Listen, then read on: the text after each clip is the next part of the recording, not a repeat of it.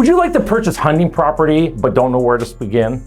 Well, you've come to the right place. Not only am I a realtor, I am an avid hunter, and I own 115 acres in upper lower Michigan, and I also own 160 in the upper peninsula. So the dream of every hunter is to own their own property, their own sanctuary. It doesn't matter how big or small it may be, but owning a chunk of Michigan land you can hunt on is a special meaning that we all want to turn that to reality. Right? Well, today we're going to outline the first steps that you need to take when buying Michigan property, land that's for sale. So whether you're a seasoned hunter or a business owner looking to invest in hunting land, we have something for you. Starting off with step number 1, know your numbers. Just like buying a house, knowing what you can spend comfortably is a must before you even start looking, right? The key word here is comfortably. Many people think that just because a bank approves them for a certain loan or a certain X amount of dollars, that they can afford it. You need to look at all your finances and determine a monthly amount that you're willing to spend. Sometimes buying land leads to buying equipment, and yes, I'm speaking from experience here. Some people, they choose to purchase land with other family members and friends. This can allow you to purchase more than if you were able to do it by yourself. So there are pros and cons to both. My UP property, it's owned by 8 members, me and 7 others, whereas my upper lower Michigan is owned solely by myself and my wife. Step number 2 is finding a lender. Finding a lender for vacant and recreational property is harder than finding one for a house. So you'll want to start with the pre-approval process as soon as possible. Why?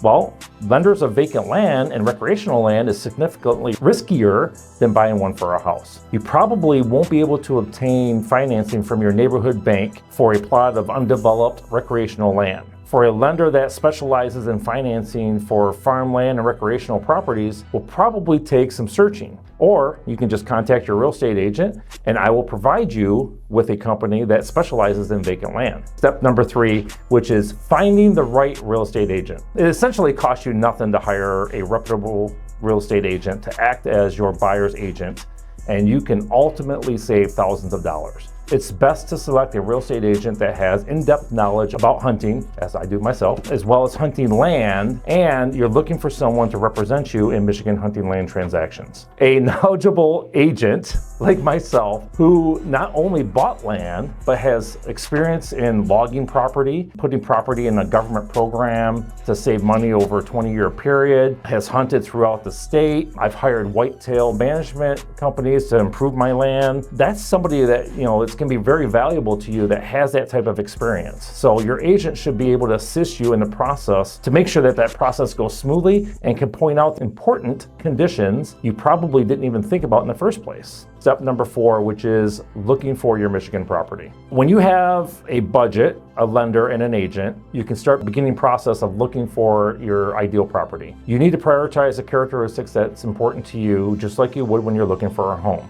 Here's some examples. How many acres are you looking for? Are you looking for around 100 acres? Let's just say you are looking for 100 acres. Do you want a 60 acres to 40 acre balance of agricultural to forest land? Do you want it located in a so-called good area for huntability? You want to look at your access points. You're going to have easy access to the entire property. What about potential food plot locations where you're going to put food plots? Is there good trees for tree stands and such like that? So you're going to pretty much come up with a laundry list of things that we're going to turn around and look for and try to find that property for you. Step number 5, research and evaluate your options.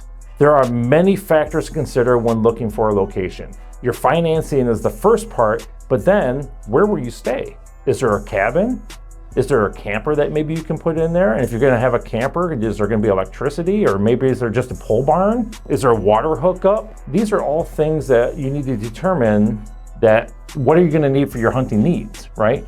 Will you be hunting small game? Will it be big game such as deer or bear? If you're buying smaller parcels, you might want to be next to the state land or backed up to property that doesn't get hunted much. And don't forget about regulations, right?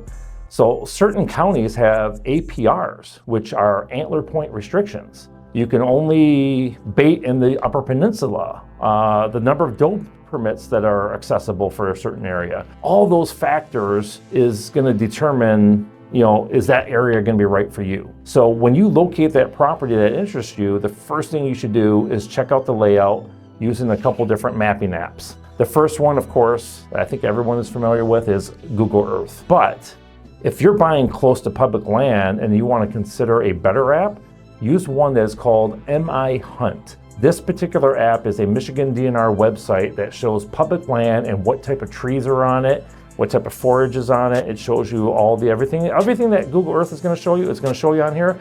They just break it down to the actual trees, and I can see that there's oaks on there, or there's conifers, or whatever else type of trees, right?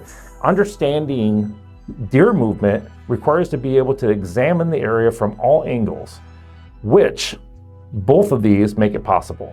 Trust me, I study maps on my property all the time. I've owned the property for 14 years. I am still looking at maps constantly, trying to figure out which way the deer are going to be coming and where I should put my next stand. They say deer typically have a home range of 300 to 600 acres, or about 1 square mile. But during the rut, a buck will travel up to 5 miles to get where it's looking for, if you know what I mean.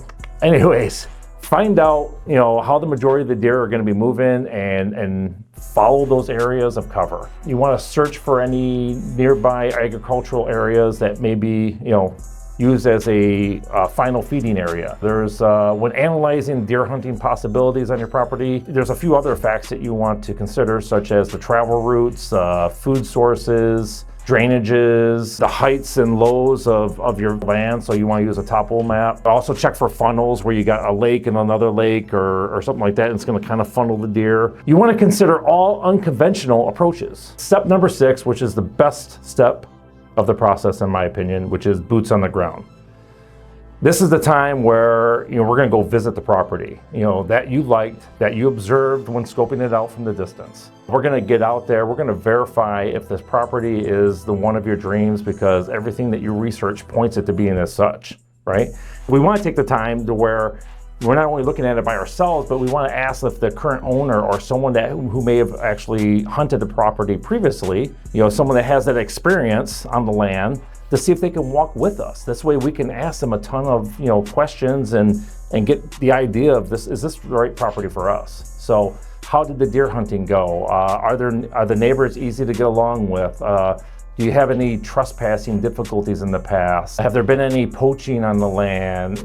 All these are crucial inquiries to, that should be made to find out if this is the property that's right for you. Not only will you learn very useful information, but you'll also get to know, the present owner and the seller a little bit better. Your primary goal during your visit, though, is to scout the property. Are there numerous deer signs? Wholesome food, protection? Is there water for wildlife to thrive? What can be enhanced? How much of these upgrades are going to set you back? Those are things that I'm going to be able to help you out with. So you can analyze this property, as you walk through it, making a list of questions of the nature beforehand and crossing out each of them as we're going through it, right? It's like a checklist. Just like you would if your house, you wanted 3 bedrooms, that you want, you have a want list. As we go through the property, we're going to do the same thing. Does it have this? Does it have the water source? Does it have the whatever? If you're looking for oak trees, for acorns, does it have that? Bring that list with you so we can check all those things off, right?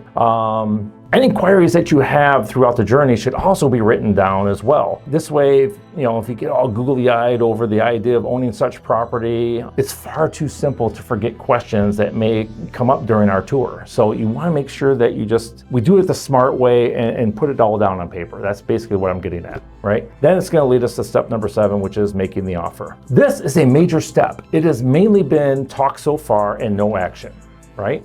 So the talk is cheap, but the offer is not, if your requirements have been met. So if you like what you see and you have the money, you shouldn't have too many worries. Don't let your excitement cloud reality though. This is a significant investment, and all too frequently, purchasers fall in love with hunting properties and convince themselves that concerns may be small when they are substantial. Get with your realtor, aka I, and have a heart-to-heart with them.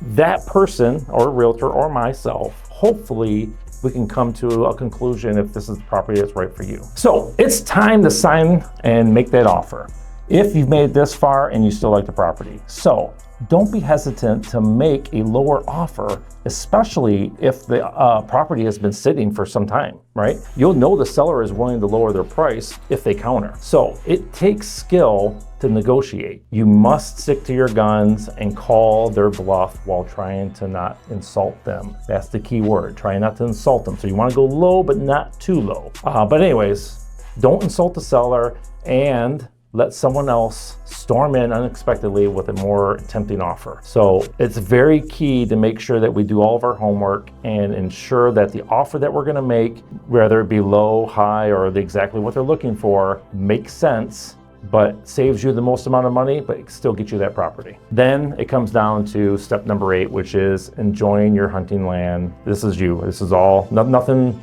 beats receiving a call from your realtor stating that your offer has been accepted, and you can start having fun once you get, through the closure. So congratulations on getting the Michigan hunting property you've always wanted. So in the end, make sure that you align yourself with that right realtor, AKA me, to help you along your journey. In fact, you can give me a call at 734-560-3499 and let's see if we can make it a great fit.